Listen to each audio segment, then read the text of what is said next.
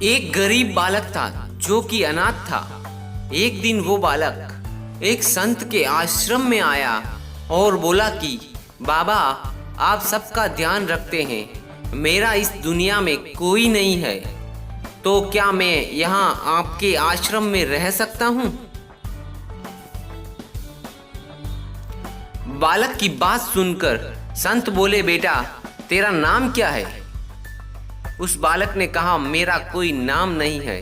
तब उस संत ने बालक का नाम रामदास रखा और बोले कि अब तुम यही आश्रम में रहना। और रामदास वहीं रहने लगा, आश्रम के सारे काम भी करने लगा। उन संत की आयु 80 वर्ष की हो चुकी थी। एक दिन वो अपने शिष्यों से बोले कि मुझे तीर्थ यात्रा पर जाना है, तुम में से कौन कौन मेरे साथ चलेगा और कौन कौन आश्रम में रुकेगा? संत की बात सुनकर सारे शिष्य बोले कि हम आपके साथ चलेंगे, क्योंकि उनको पता था कि यहाँ आश्रम में रुकेंगे तो आश्रम का सारा काम करना पड़ेगा। इसलिए सभी बच्चे बोले कि हम तो आपके साथ तीर्थ यात्रा पर चलेंगे।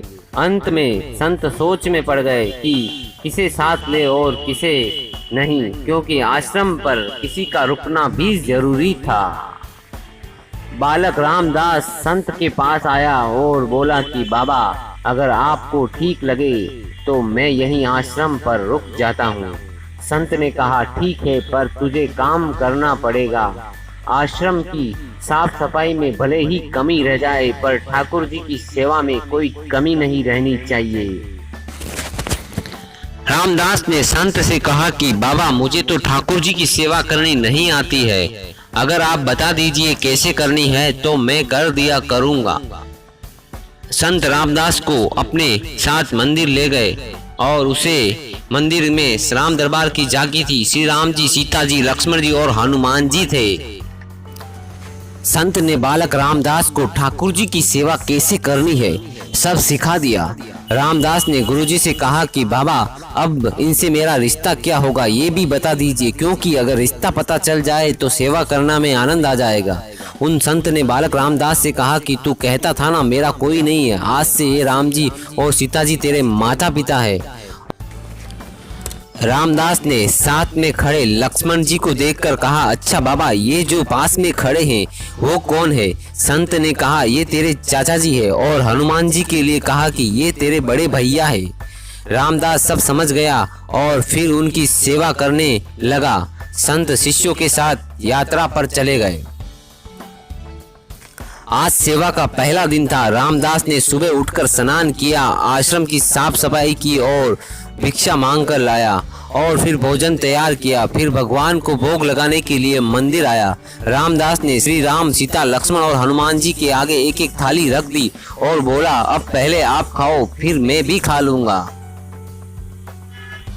रामदास को लगा कि सच में भगवान बैठकर खाएंगे, पर बहुत देर हो गई, रोटी तो वैसी की वैसी थी। तब बालक रामदास ने सोचा, नया नया रिश्ता बना है, शर्मा रहे होंगे। रामदास ने पर्दा लगा दिया। बाद में खोलकर देखा तो खाना वैसा का वैसा पड़ा था। अब तो रामदास रोने लगा और मुझसे सेवा में कोई गलती हो गई है, इसलिए भगवान खाना नहीं खा रहे हैं, इसलिए खाना नहीं खा रहे हैं और ये नहीं खाएंगे तो मैं भी नहीं खाऊंगा और मैं भूख से मर जाऊंगा, इसलिए मैं अब पहाड़ से कूदकर ही मर जाऊंगा। रामदास मरने के लिए निकल जाता है। तब भगवान राम जी हनुमान जी को कहते हैं कि हनुमान, जाओ उस बालक को लेकर आओ और बालक से कहो कि हम खाना खाने के लिए तैयार हैं। हनुमान जी जाते हैं और रामदास कूदने ही वाला होता है कि हनुमान जी पीछे से पकड़ लेते हैं और बोलते हैं, क्या कर रहे हो? रामदास कहता है कि आप कौन हैं? हनुमान जी कहते हैं, मैं तेरा बड़ा भाई हूँ, इतना जल्दी भूल गए? रामदास कहता है, अब क्यों आए हो? इतनी देर से वहाँ बोल रहा था कि खाना खा लो, तब तो आए नहीं, अब क्यों आए हो? तब हनुमान जी बोले, पिताश्री का आदेश है, अब हम सब साथ में बैठकर खाना खाएंगे। फिर राम जी, सीता जी, लक्ष्मण जी और हनुमान जी साक्षात बैठकर भोजन करते हैं। इसी तरह रामदास रोज उनकी सेवा करता और भोजन करता। सेवा करते करते 15 दिन हो गए। एक दिन रामदास ने सोचा, घर में 5 लोग हैं, सारा काम मैं ही अकेला करता हूँ, बाकी लोग तो दिन भर घर में आराम करते हैं। मेरे माँ बाप चाचा भाई तो कोई काम नहीं करते, सारा दिन खाते रहते हैं। मैं ऐसा नहीं चलने दूंगा। राम जी कहते हैं कि बेटा बताओ फिर हमें क्या करना है। रामदास ने कहा, माता सीता जी अब से रसोई आपके हवाले, और चाचा लक्ष्मण आप घर की साफ सफाई करिएगा, और भैया हनुमान जी आप शरीर से मजबूत है, जंगल जाकर लकड़ियां लाएंगे, और पिताजी राम जी आप बाजार से लहसुन लाइए और घर पर बैठकर पत्तल बनाएंगे। सबने कहा ठीक है, मैंने बहुत दिन अकेले काम किया, अब मैं आराम करूंगा और आप सब लोग काम करेंगे।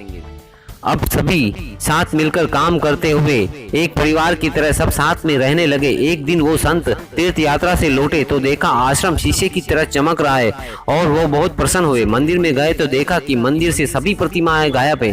संत ने सोचा कहीं रामदास ने प्रतिमा बेच तो नहीं दी। संत ने रामदास को बुलाया और पूछा, भगवान कहाँ गए? रामदास ने भी अकड़ कर बोला कि मुझे नहीं पता, हनुमान भैया जंगल लकड़ियां लेने गए होंगे और लखन चाचा झाड़ू पोछा कर रहे होंगे, पिता राम जी पत्तल बना रहे होंगे और माता सीता रसोई में लग रही होंगी। बोले, ये क्या बोल रहा है रामदास? बाबा मैं सच बोल रहा हूँ, जब से आप गए हैं ये चारों काम में लगे हुए हैं। वो संत भागकर रसोई में गए और सिर्फ एक झलक देखी कि सीता जी भोजन बना रही है, राम जी पत्तल बना रहे हैं, और फिर वो गायब हो गए और मंदिर में विराजमान हो गए। संत रामदास के पास गए और बोले, आज तुमने मुझे मेरे ठाकुर जी के दर्शन कराया, तू धन्य है। और संत ने रो रो कर रामदास के पैर पकड़ लिए। रामदास जैसे भोले भक्तों की भक्ति से विवश होकर भगवान को भी साधारण मनुष्य की तरह जीवन व्यतीत करने आना पड़ता है। धन्यवाद।